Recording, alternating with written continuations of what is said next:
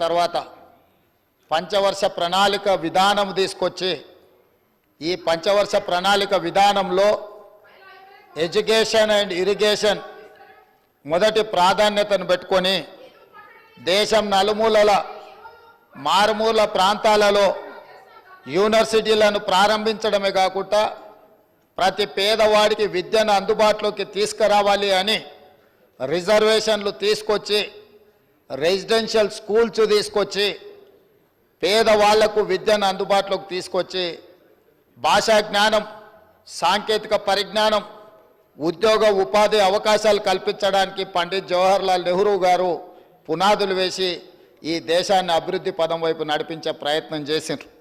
వారి తర్వాత వచ్చిన శ్రీమతి ఇందిరాగాంధీ గారు చదువుకునే విద్యార్థులకు ఎస్సీ ఎస్టీలకు స్కాలర్షిప్లు ఇవ్వడమే కాకుండా ఉద్యోగ ఉపాధి అవకాశాలు ప్రభుత్వం వైపు నుంచి కల్పించడానికి పబ్లిక్ సెక్టర్ యూనిట్స్ను ప్రారంభించి అది రైల్వే కావచ్చు, ఎల్ఐసి కావచ్చు, డిఫెన్స్ కావచ్చు, ఎయిర్పోర్ట్స్ కావచ్చు, పోర్ట్స్ కావచ్చు, నేషనల్ హైవేస్ కావచ్చు, రకరకాల ప్రభుత్వ రంగ సంస్థలను ఏర్పాటు చేసి కోట్లాది ఉద్యోగాలు ఎస్సీ ఎస్టీల పిల్లలకు కల్పించి తద్వారా వాళ్ళ కుటుంబాలు అభ్యున్నతి వైపు నడిపించడానికి ఇందిరాగాంధీ గారు పునాదులు వేసారు. వారి తర్వాత వచ్చిన మన్మోహన్ సింగ్ గారు కానీ, విపి సింగ్ గారు కానీ, అదేవిధంగా పివి నరసింహారావు గారు కానీ, రాజీవ్ గాంధీ గారు కానీ సరళీకృత విధానాలతో పాటు సాంకేతిక నైపుణ్యం ఉండాలి, సాంకేతిక నైపుణ్యం ఉన్నప్పుడే ప్రపంచంతో పోటీ పడవచ్చన్న ఆలోచన చేసింది.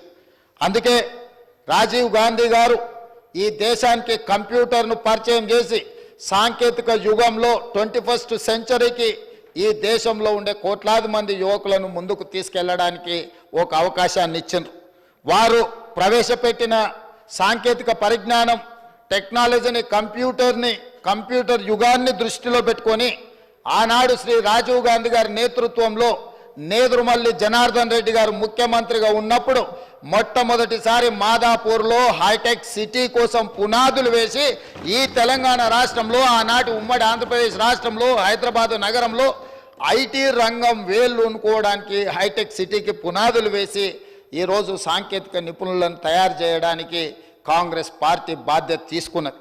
ఇదే కాకుండా అధ్యక్ష, ఈ దేశంలో ఒక ఆర్గనైజేషన్ స్టడీ చేసి ఈ దేశంలో ఉన్న ప్రతి 10 మంది ఐటీ రంగ నిపుణులలో భారతీయులు 4, ప్రతి 4లో ఒకడు తెలుగువాడని లెక్క తేల్చారు.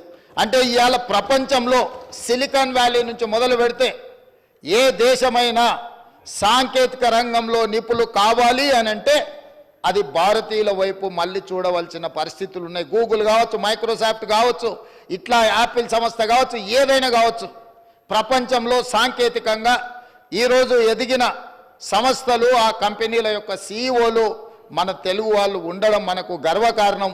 దీనికంతా కూడా ఆనాడు శ్రీ రాజీవ్ గాంధీ గారు ఈ దేశాన్ని కంప్యూటర్ యుగం వైపు మళ్లించడము, కంప్యూటర్ చదువుల ద్వారా ప్రపంచ పరిజ్ఞానం మన దగ్గరకు వచ్చి పరిపాలనలో పారదర్శకత తీసుకొచ్చి అవినీతిని నిర్మూలించడం ద్వారా ఉద్యోగ ఉపాధి అవకాశాలు కల్పించాలి అని చెప్పి వారు తీసుకున్న నిర్ణయాలే ఈరోజు ఈ దేశం కంప్యూటర్ యుగంలో ప్రపంచంతో పోటీ పడుతుంది. మరి ఈరోజు అది సరిపోతుందా అని అంటే అది సరిపోదు అధ్యక్ష. ఎందుకు అని అంటే ఈరోజు మనం చదువుకుంటున్న చదువులు ప్రపంచంలో వస్తున్న మార్పులను మనం పూర్తిగా దృష్టిలో పెట్టుకోవాల్సిన అవసరం ఉన్నది. ఇవాళ మన పిల్లలు అమెరికానో, ఆస్ట్రేలియానో, లండన్లోనో వెళ్ళి యూనివర్సిటీలలో చదువుకుంటున్నారు. గొప్పగా మనం చెప్పుకుంటున్నాం, లండన్లో ద బెస్ట్ యూనివర్సిటీలో మా పిల్లలు చదువుకుంటున్నారు, లేకపోతే అమెరికాలో మంచి యూనివర్సిటీలో మా పిల్లలు చదువుకుంటున్నారని మనం చెప్పుకుంటాం. అదేవిధంగా మన ప్రాంతానికి వచ్చినప్పుడు ఉస్మానియా యూనివర్సిటీ, కాకతీయ యూనివర్సిటీలో మా పిల్లలు చదువుకున్నారని గొప్పగా చెప్పుకునే పరిస్థితులు. కానీ ఈరోజు సర్టిఫికెట్తోని ఉద్యోగ ఉపాధి అవకాశాలు దొరకడం కష్టమైపోయింది. పోటీ ప్రపంచంలో సాంకేతిక నైపుణ్యాన్ని పెంచుకోవాల్సిన బాధ్యత ప్రతి యువకుడి మీద ప్రపంచంతో పోటీ పడవలసిన పరిస్థితులు వచ్చినాయి. కాబట్టి ఈరోజు అన్ని రకాలుగా ఆలోచన చేసి ఆనాడు శ్రీధర్ బాబు గారు, దామోదర్ రాజనరసింహ గారు మంత్రులు ఉన్నప్పుడు 2004 నుంచి 2014 వరకు తమరు కూడా మంత్రిగా ఉన్నప్పుడు తెలంగాణ రాష్ట్రంలో ప్రతి జిల్లాకు ఒక యూనివర్సిటీ ఇవ్వాలి అని Palamuru university, Mahatma Gandhi university, Satavahana university, నల్గొండలో, మహబూబ్ నగర్లో, కరీంనగర్లో, నిజామాబాద్లో రూరల్ ప్రాంతాలలో కూడా యూనివర్సిటీలను ప్రారంభించి పిల్లలు డాక్టర్లు, లాయర్లు, ఇంజనీర్లు కావడానికి అవసరమైన విద్యా ప్రమాణాలను పెంచడానికి ఆనాడు UPA 1, UPA 2 నిర్ణయాలు తీసుకున్నది అధ్యక్ష.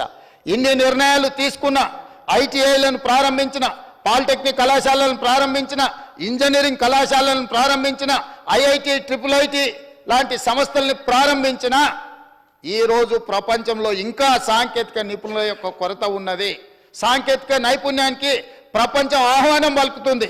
ఇవాళ ప్రపంచమే ఒక కుగ్రామంగా మారిన సందర్భంలో ఇవాళ తమరికి తెలుసు అధ్యక్ష, ఇక్కడ మా మిత్రులు ఉత్తర తెలంగాణకు సంబంధించిన వాళ్ళు ఉన్నారు. జగిత్యాల, కోరుట్ల, ఇతర కరీంనగర్ ప్రాంతాల నుంచి, మంతని ప్రాంతాల నుంచి మిడిల్ ఈస్ట్ కంట్రీలో ఈరోజు ఉద్యోగ ఉపాధి అవకాశాలకు వాళ్ళు వెళ్తున్నారు అధ్యక్ష. ఇవాళ వాళ్ళు అక్కడికి వెళ్ళి ఫిట్టర్ కావచ్చు, ఎలక్ట్రీషియన్ కావచ్చు, ప్లంబర్ కావచ్చు, నిర్మాణ రంగాల్లో పనులు కావచ్చు, AC రిపేర్లు కావచ్చు, డ్రైవర్లు కావచ్చు, ఇట్లాంటి సాంకేతిక నైపుణ్యం ఉంటే అక్కడ దళారుల చేతుల్లో చిక్కి మగ్గిపోయి జైళ్లలో కాలం గడపాల్సిన పరిస్థితి రాదు. ఇవాళ ఉత్తర తెలంగాణలో గల్ఫ్ కార్మికులు చనిపోతే శవాన్ని తెచ్చుకోవడానికి కూడా నెలల తరబడి నిరీక్షించవలసిన పరిస్థితి. దళారుల చేతుల్లో, గల్ఫ్ ఏజెంట్ల చేతుల్లో ఇవాళ వాళ్ళు మోసపోయి ఉద్యోగం కోసం అని అక్కడికి పోయి సాంకేతిక నైపుణ్యం లేకపోవడం వల్ల బానిసలుగా, కార్మికులుగా, వ్యక్తి చాకరి కార్మికులుగా మారిపోయే పరిస్థితి ఇవాళ మిడిల్ ఈస్ట్ కంట్రీస్లో జరుగుతుంది అధ్యక్ష.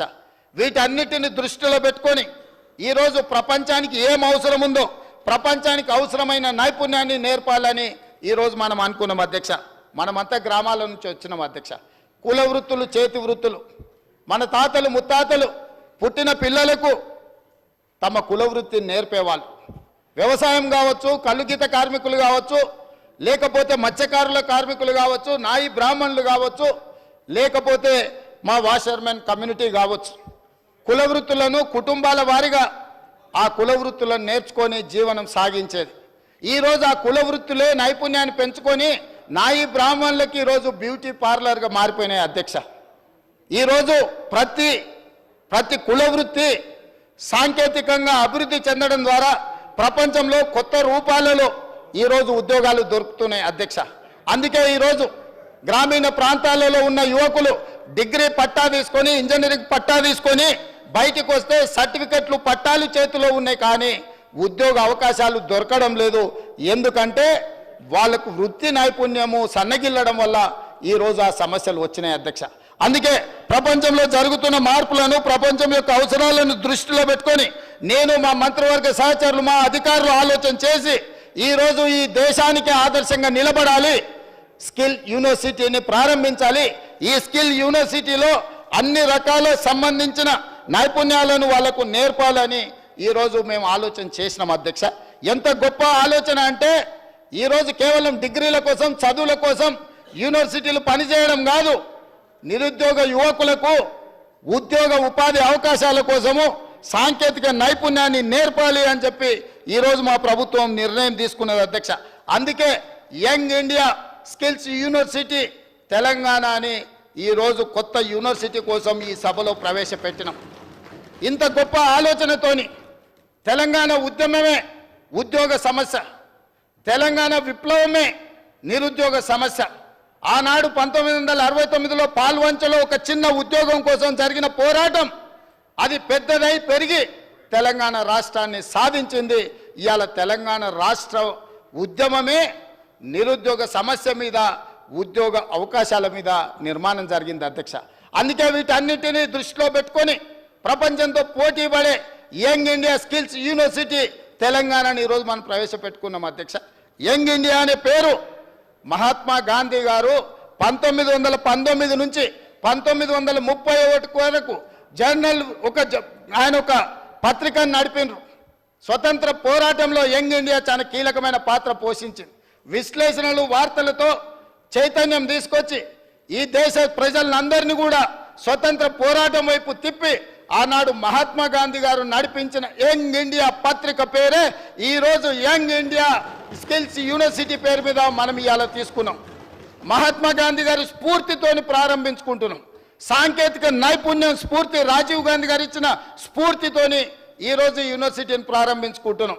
ఆర్థిక తత్వవేత్త, ఆర్థిక మేధావి 10 సంవత్సరాలు ఆర్థిక సరళీకృత విధానాలను ఈ దేశంలో ప్రవేశపెట్టి ప్రపంచంలోనే ఈరోజు ఈ దేశాన్ని వేగంగా ముందుకు నడిపించి 5 ట్రిలియన్ ఎకానమీ వైపు దేశాన్ని ముందుకు తీసుకెళ్లిన పివి నరసింహారావు గారిని ఈరోజు దృష్టిలో పెట్టుకొని ఈ స్కిల్ యూనివర్సిటీని మనం తెచ్చుకున్నాం అధ్యక్ష. ఇవాళ ఇంత గొప్ప ఆలోచన ప్రభుత్వం చేసి లక్షలాది మంది నిరుద్యోగ యువకులకు ఉద్యోగ ఉపాధి అవకాశాలు కల్పించి వాళ్ళు ఉద్యోగాల కోసం చేయిజాసడం కాదు, వాళ్ళే ఉద్యోగాలు కల్పించే విధంగా వాళ్ళలో నైపుణ్యం పెంచాలని ఇవాళ ప్రభుత్వం చేస్తున్నప్పుడు ప్రధాన ప్రతిపక్ష నాయకుడు ఈ సభలోకి వచ్చి ఇంత గొప్ప బిల్లు తీసుకొచ్చినప్పుడు ఏమైనా సూచనలు చేసి ఉంటే మేము స్వాగతించి ఉండేవాళ్ళం అధ్యక్ష. ఇవాళ చాలా ముఖ్యమైన సమయం. వారి అనుభవాన్ని రంగరించి వారి సూచనలు ఏమిచ్చినా మేము తీసుకోవడానికి సిద్ధంగా ఉన్నామని చెప్పినా కూడా వారి సభకు రాలేదు. వారి విజ్ఞతకు వదిలేస్తున్నాం అధ్యక్ష. వచ్చిన వాళ్ళు వాకౌట్ చేసిండ్రు, అది కూడా వాళ్ళ విజ్ఞతకు వదిలేస్తున్నాం అధ్యక్ష. మేమేం చెప్పదలుచుకోలేదు. అయితే మిత్రుడు కొంతమంది సభ్యులు ఏం పెడుతుండ్రో మీరు ఫీజుకు సంబంధించిన వివరాలు పూర్తిగా ఇందులో పొందుపరచలేదు. ఏమేం కోర్సులు ఉన్నాయని చెప్పిండ్రు అధ్యక్ష.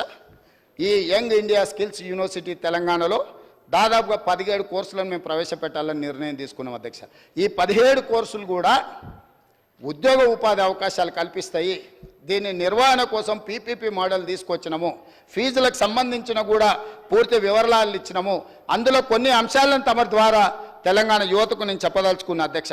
ఇందులో మేము ప్రవేశపెట్టబోయే కోర్సులు హెల్త్ కేర్ ఒకటి, రెండవది ఫార్మాస్యూటికల్ అండ్ లైఫ్ సైన్సెస్, మూడవది artificial intelligence and information sciences, నాలుగవది టూరిజం అండ్ హాస్పిటాలిటీ, ఐదవది ఆటోమోటివ్ అండ్ ఎలక్ట్రిక్ వెహికల్స్, ఆరవది banking financial services and insurance, అదేవిధంగా animation visual effects gaming and comics, ఏడవది, ఎనిమిదవది construction and interiors, 9 advanced manufacturing, 10 retail operations and management, 11 e commerce and logistics, 12 renewable energy, 13 food processing and agriculture, 14 beauty and wellness, 15 media gaming and film, 16 electronics and semi conductors, 17 digital design.